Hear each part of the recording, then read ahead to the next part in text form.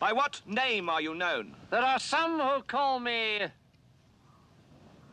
Tim. Welcome to another episode of Timmy Talks, the channel where we talk old school magic. And today we are back at the Arvika Festival in Sweden. And today we're going to look at a round 6 match. And we have Magnus, who's on Atog, and he's taking on Audun. And Audun is on an Angels and Dragons deck. The deck is dominantly white and red with Serra Angels and lots of dragons, hence the name Angels and Dragons. And just to get back to the deck of Magnus, that is just red. He's not even playing with power, so it's an underpowered deck, and it's pretty spectacular. It's looking quite good, and I have to say I also really like the Dragons deck. For example, Audun is playing with 4 Dragon Whelps, and I've got a weak spot for Dragon Whelp. I mean, look at him. Such a beautiful creature.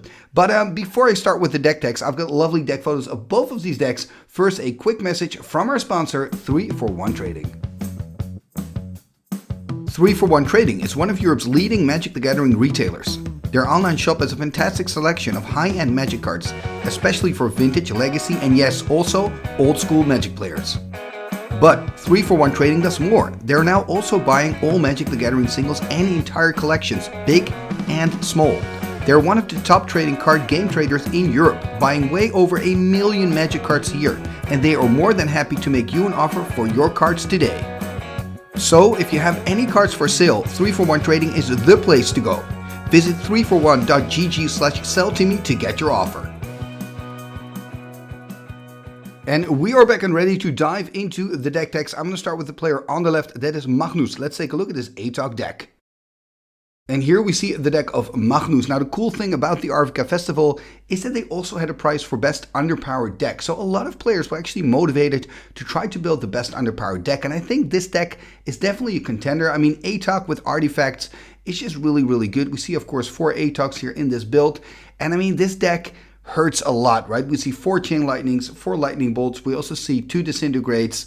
We're just seeing a single Blood Moon. Maybe I would have been tempted to play more Blood Moons main, but that's going to be interesting to kind of see how that works. Of course, he does play an extra Blood Moon in the side, but again, I would be tempted to play multiple Blood Moons in this deck. Then again, if you play the Blood Moons, of course, you're canceling out some of your lands, like the 4 Mistress Factories, and of course, your Workshop. And your Workshop, it's not power, but it's kind of power, right? It's a super powerful card, a card from Antiquities. You can tap it. It gives you 3 mana, which is insane, but you can only use it on artifacts. You can only spend it on casting artifacts, to be more precise. So it's a great card early to help you, get your Triskelion on the battlefield quite early. We see 4 Trikes here in the deck, and also, of course, we see 4 Suchis here. Suchis and Trikos go together quite well with the Atog, and of course with that whole burn plan, because a Triskelion basically is a very expensive Lightning Bolt in this deck, right? Because you're going to go so quickly.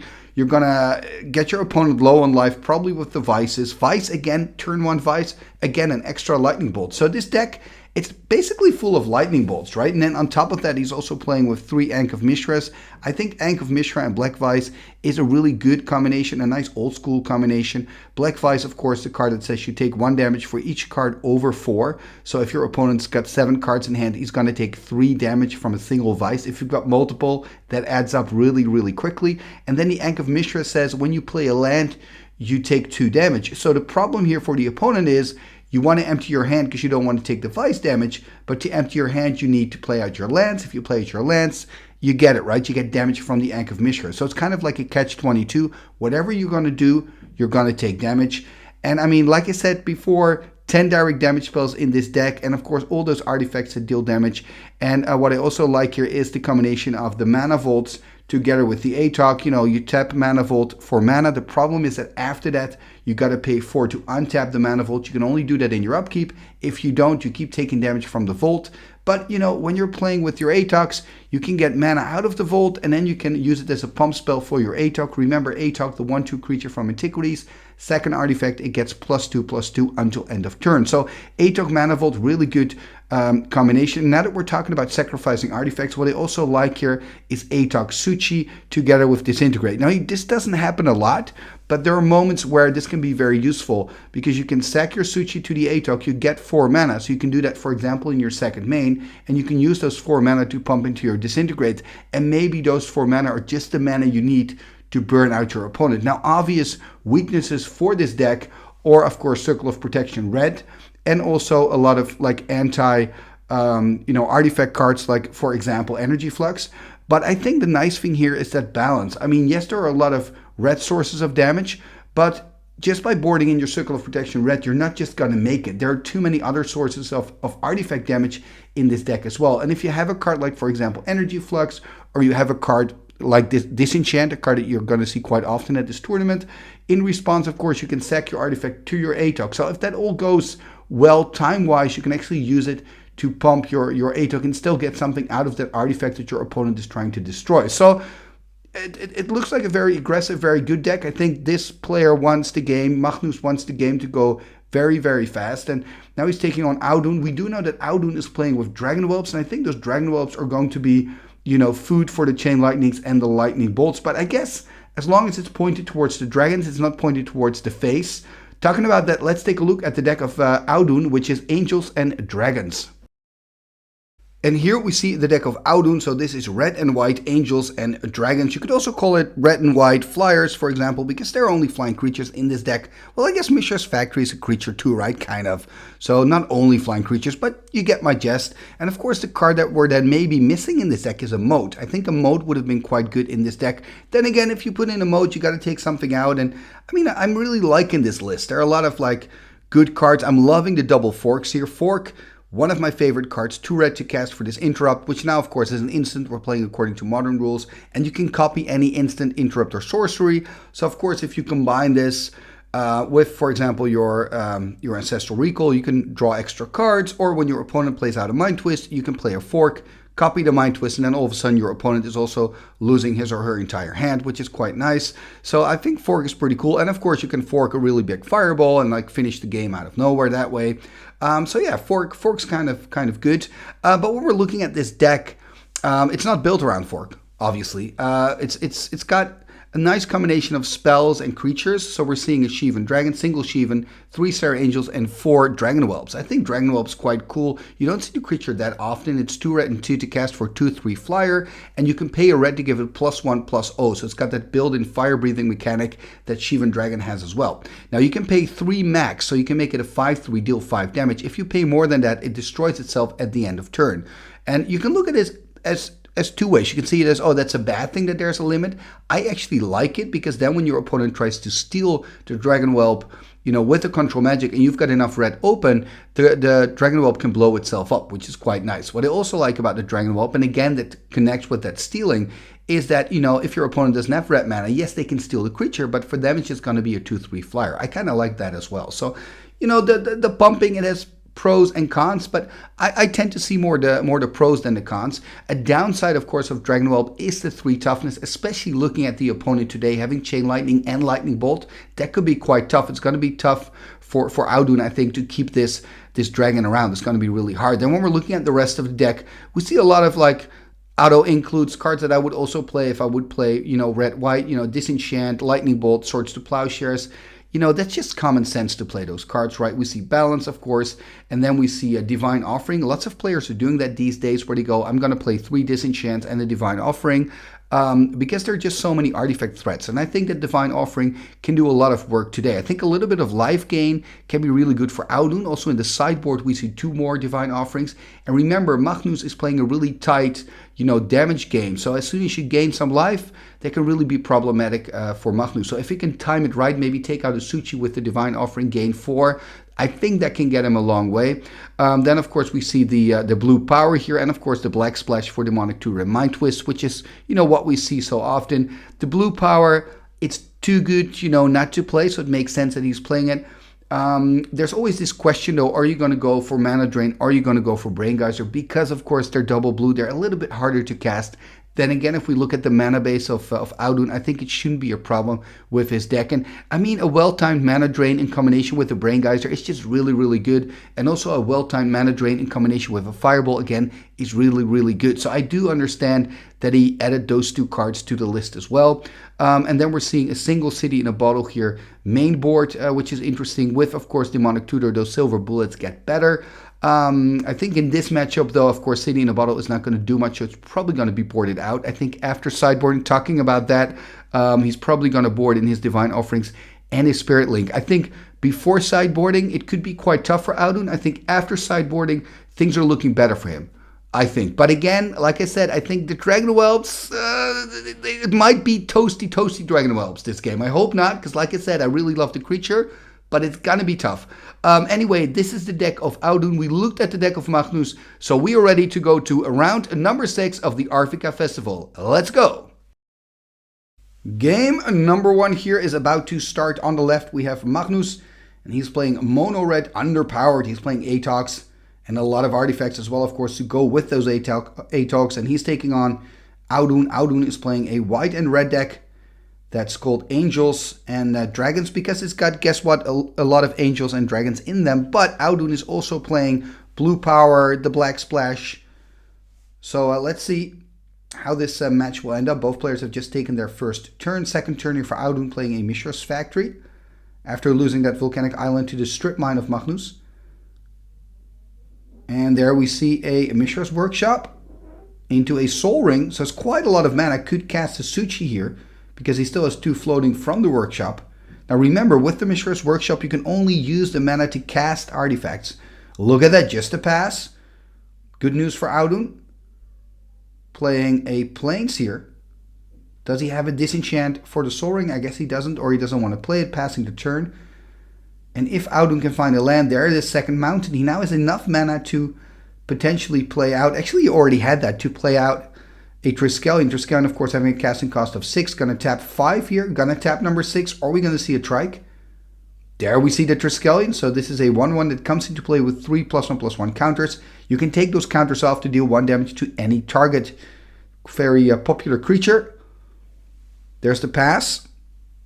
There we see a City of Brass. A land from Arabian Nights. And he's going to tap 2, the Ruby and the Plains. Are we going to see a disenchant here? It's going to tap the factory. Instead, there's a disenchant on the Triskelion. And I guess if you're Magnus, you're just going to deal 3 damage here to the face, to Audun, exactly. And that's the thing with Triskelion, right? Even now, even when you lose it, you still have some value out of it. Even when there's not really a good target, you can still like lightning bolt your opponent. Here we see a Black Lotus. Oh, look at this. Into Dragon Whelp. 2/3 flyer. So Audun playing quite aggressively. Look at this quick answer from Magnus, though. That lightning bolt made a toast out of that Whelp. Very quickly exit here for the Dragon Whelp. And let's see if Magnus has some more Triskelions in hand, perhaps. He's a little bit in the tank here. Tapping 3. What are we going to see for 3?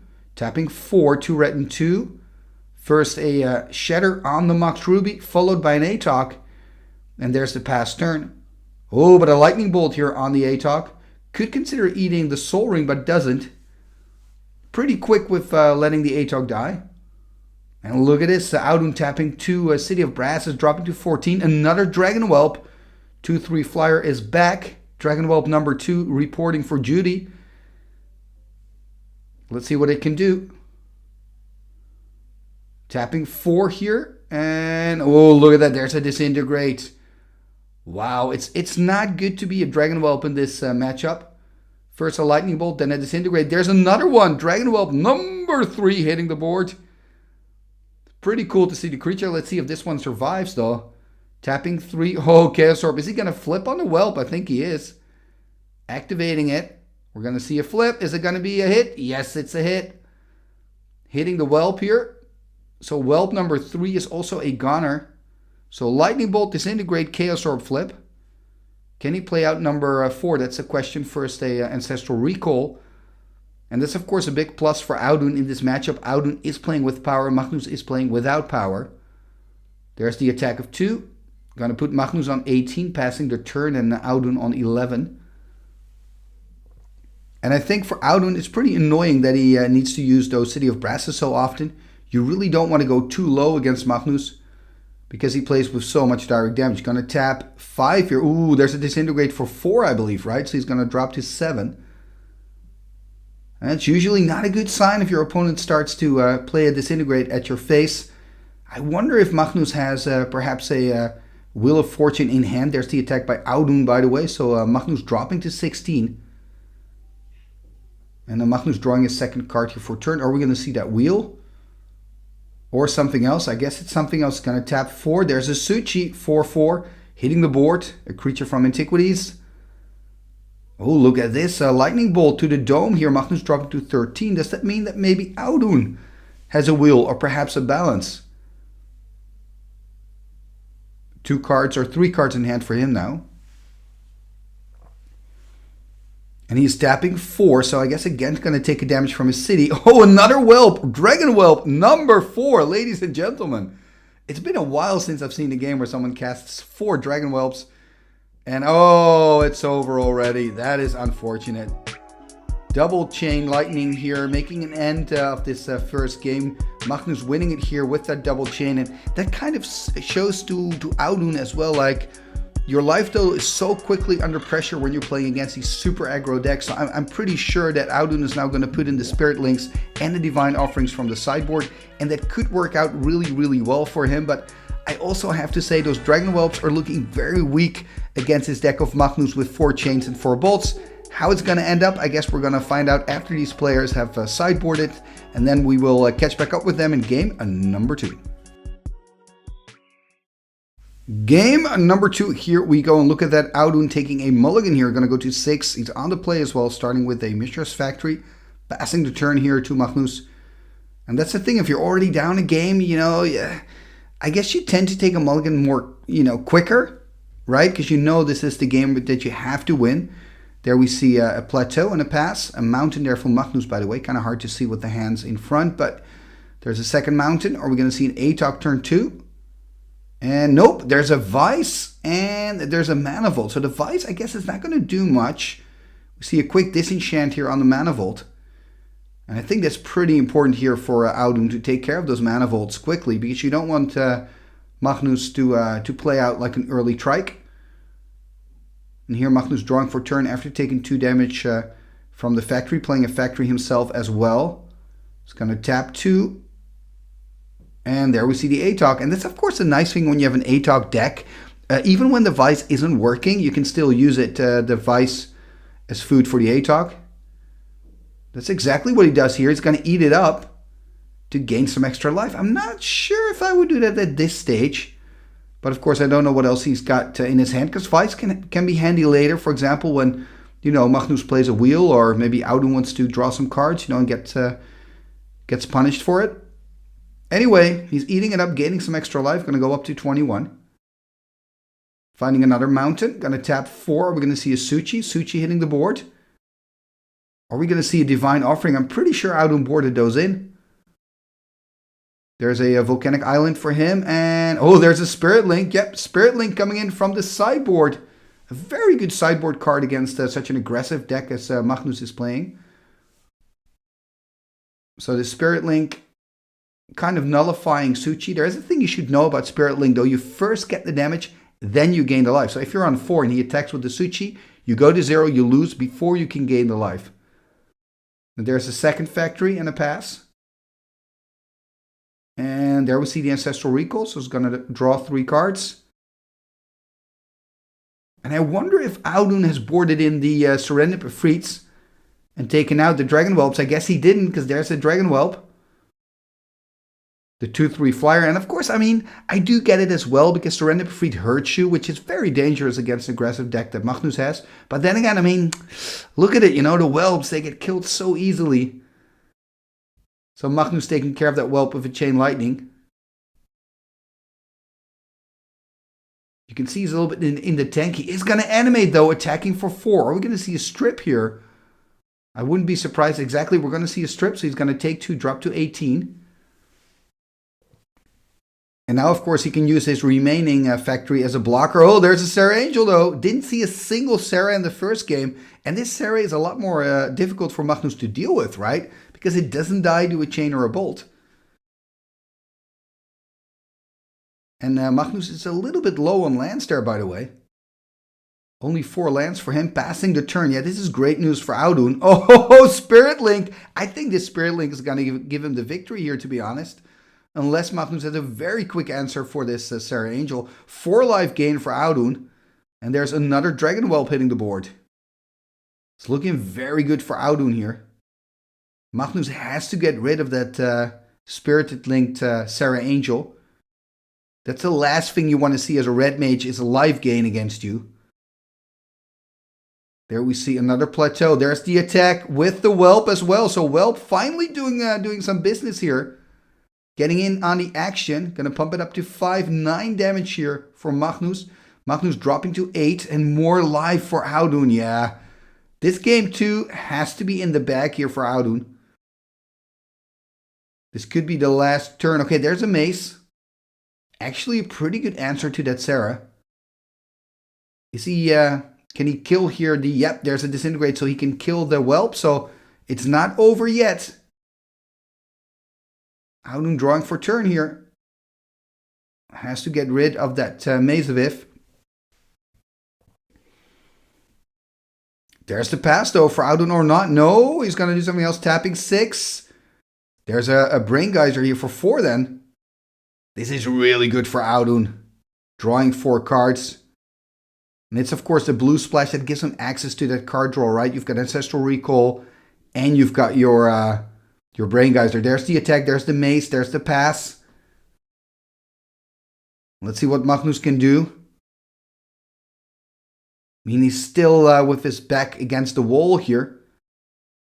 Look at this. There we see a Shatter, so he can get 4 mana and uses that to cast Strike. I mean, he's in desperation mode a little bit, I would say. But you have to do what you have to do, I guess. There we see another plateau. He's going to tap 2. Okay, there's Chaos Orb. So he can flip now, of course, on the maze and then start attacking again. It's going to activate.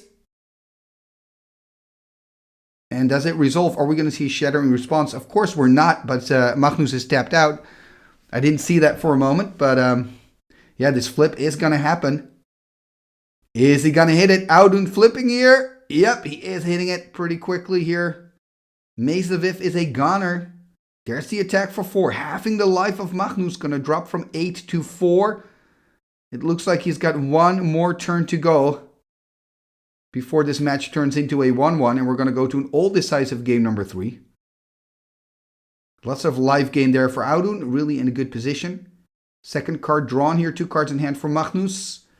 Or 3 actually. Yeah, I think it's 3. What can he do? There's the attack. I would just take the damage. Take the damage. Exactly. Don't block here with your Serra. Audun knows that, of course. Takes the damage. And that's it. He's going to win this game. And look at it. He did have the mana here, I believe, to kill the Serra Angel, right? Because that was a Lightning Bolt in hand, right? Could have gone Lightning Bolt, take a counter off from the Trike and kill the Serra there. I mean, that would have given him some more time. You never know what's going to happen. So a little bit surprised here, or maybe I'm missing something. But it looked like he had that bolt together with the counters from the Trike. But I guess he didn't do it. So that means it's a 1-1 here. And both players are now going to go to an all-decisive game number 3. Game number 3. Here we go. Round number 6 of the Arvika Festival. Number 10. Who is going to win this 6th round? Is it going to be Magnus, who's on the left with Mono, Red Atog, or is it going to be Audun, who's playing a deck I've called Angels and Dragons? Because there are, guess what, Angels and Dragons in there. Mainly a red and white deck, but also plays with the blue splash and with those 2 black cards, Demonic Tutor and Mind Twist. And Magnus here opening up with a Black Vice. He took a mulligan, by the way, so starting with a card less. That means 3 damage for Audun right from the bat, dropping to 17. But he is going to empty his hand here, it seems. There's a quick disenchant as well here on the Vice. Perhaps I would have waited with that. You can wait, of course, a turn to decide. There's an Atog. No damage for Audun. And there we see a City of Brass. And look at this. So from the sideboard, we see the Surrender Profit now coming in. So I guess he boarded out the Dragon Whelps. Or maybe he's playing with End Dragon Whelps. And, oh, there's a double Lightning Bolt here on the Surrender. And with Surrender, that's what I wanted to say. There's the attack for 1. So very aggressive here by Magnus. But if you're Audun, I would be kind of happy with this. It sounds odd, but he's wasting 2 Lightning Bolts on 1 creature, which is kind of good for Audun, I think. There we see a Chaos Orb, and there's the pass. Now it's going to be interesting. Is he going to flip the orb on the Atog? That's the question. And the question for Magnus is he going to animate the factory? There we see a Felwer Stone being played out. And I guess we're going to see an attack here. There's the attack. Is he going to flip? He is going to flip. Going to go to 14. He's going to flip on the Atog here. Is it going to be a hit? Very important flip. Yep. You can see Audun is quite an experienced chaos flipper. Very quick, clean hit. And he's on 14 now. Does he have an answer to the factory? I guess that's the next question here for Audun. He is going to just pass. No lands, no Moxen, no creatures, nothing. I wonder if Magnus is going to animate here. 2 cards in hand for him. Remember, he did start with a card less because he took a mulligan and he was also on the draw. There we see a Vice. He's going to tap 3. Oh, there's a wheel. Oh, this is heavy. Are we now going to see a Disenchant or a Divine Offering? Oh, this Divine Offering is key for Audun. This is key. Oh, look at that. Also losing Ancestral Recall. Wow, what a killer of a hand Audun had. And now both players are going to draw 7 new cards. I always love a wheel. But now, of course, Magnus is going to pass. It means that Audun is the first player to start with these 7 new cards. And of course, going to draw card number 8 as well. I think if you're Audun, you also want to empty your hand pretty quickly. There are just too many Vices in Magnus' hand. We see a Mox Jet here and a Plateau. Does he have a Serra in hand, for example?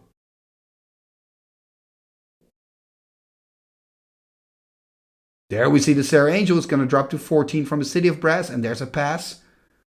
So the 4/4 flyer is back, and the Serra Angel did so much work in that second game. There we see another mountain. If Magnus has a Disintegrate, he's got enough mana here to kill the Angel with a single Disintegrate.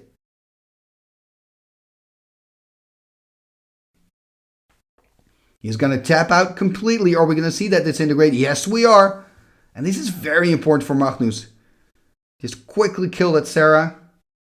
This is card for card, so that's not too bad for Magnus. Let's see if Audun can put some more pressure on the board. He's going to tap the city again. Are we going to see another Serendip? He's going to drop to 13. There's a Serendip Efreet. And I mean, I get the Serendip, you know, because it doesn't have 3 toughness like the Whelps, so that makes sense. The danger, of course, is it does deal a damage to you every single upkeep. And you're playing against a deck with so much burn. And you can also see, by the way, that Audun again is taking quite a lot of damage from his own cities. We saw that in game 1 as well. I mean, that really adds up. Here we see a Mana Vault being played out by Magnus. I wonder if he has, for example, a Triskelion. He's going to tap here, so I guess he has a Trike then. Yep, there we see the Triskelion, and that's 3 more damage. So practically he's on 9 right now. There's a quick answer though. Swords to Plowshares on the Triskelion. He's probably going to take 3 more damage, then drop to 10.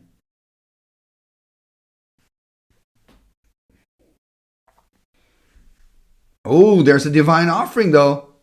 So in response of taking the 3 counters off, he's playing a Divine Offering. I like this play. Wow, this is really nice. I think it's possible. Now he's going to gain 6 life. Oh, what a player by Audun. And of course he gets the 3 damage still, so that's why he only gains 3. But I'm really liking this play by Audun. Very, very cool. There's the attack for 3. Magnus dropping to 17. There's the pass. Of course, I mean, you need 2 cards to pull it off, but this life gain can be very, very important for Audun. Is he going to animate the factory here, by the way, and just swing in there for 2? That would put Audun on 13 again. Then he's back where he started. I guess not. I think he's going to tap for mana here, tapping 4. And there's a Suchi. And there's an Atog, and there's a pass. Ooh, this is looking rough now for Audun again. Lots of pressure on the board from Magnus. There's a factory. There's, swords here on end step. So that means 4 life gained here for Magnus. He's going to go up to 20. Audun dropping to 14, taking the damage from his own Serendip. And there's the attack, so he is going to attack here. Doesn't mean he's got another answer there for that Atog. There's the pass, though. Magnus here probably going to take a damage from his own Volt, or is he going to eat it up? He is going to eat it up. So not taking the damage. Atog now a 3-4. And I mean, I'm assuming that Audun has a Swords for the Atog, right? Or else he would have kept the Serendip on blocking duty. I mean, it's just too much damage. Gonna tap 2 more. Are we gonna see some food for the Atog here? No, we're gonna see another Atog. Gonna tap 2 more. There's an Ankh of Mishra. And there's a Vice. Oh, now he's got Ankh Vice Plant going. There's the attack. With the Atog. I wonder if he's got an answer. Perhaps Audun is waiting if Magnus wants to sack more artifacts to the Atog. So there's another artifact going. Black Vice. So that means the Atog is now a 5-6. Look at this. Audun taking the damage. Oh, it's looking bad for Audun. You're dropping to 8. Remember, if he plays a land, he takes 2 points of damage. Really has to find an answer here for that Atog. Gonna tap 2. There's a Felwer Stone. That's not gonna cut it.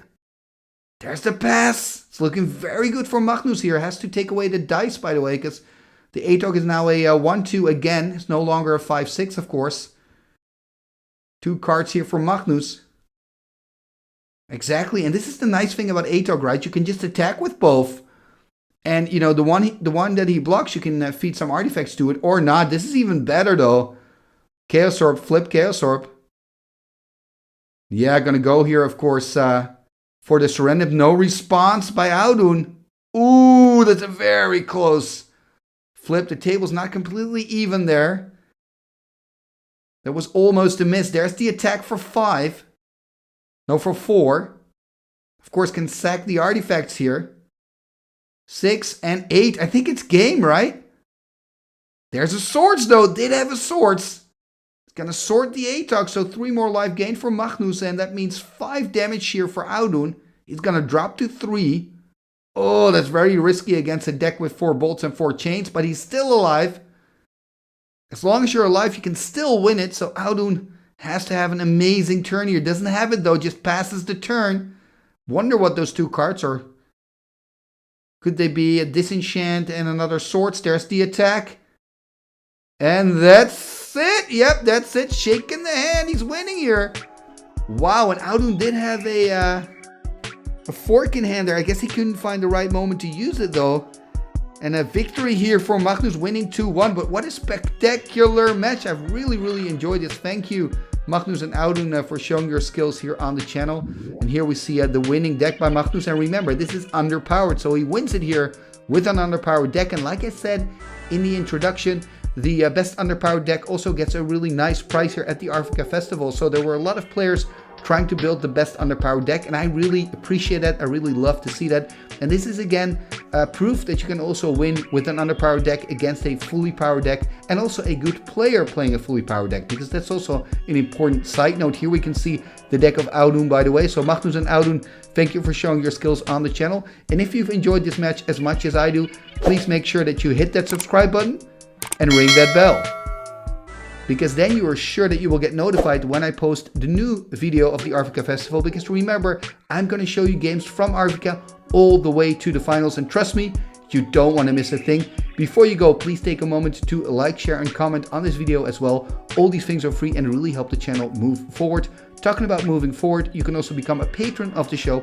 Check out patreon.com/TimmyTalks for all the information.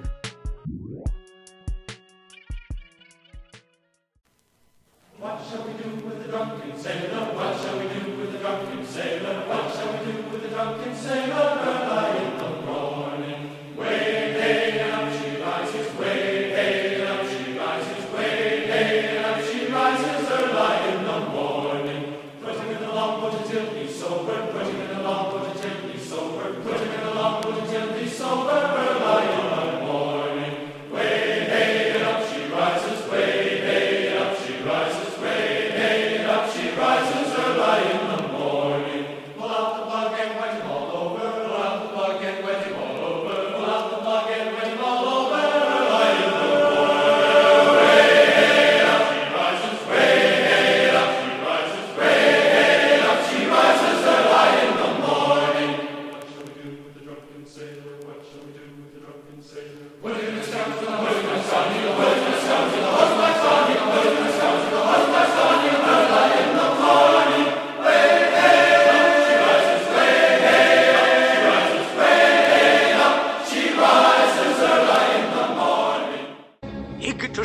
a somber kazee.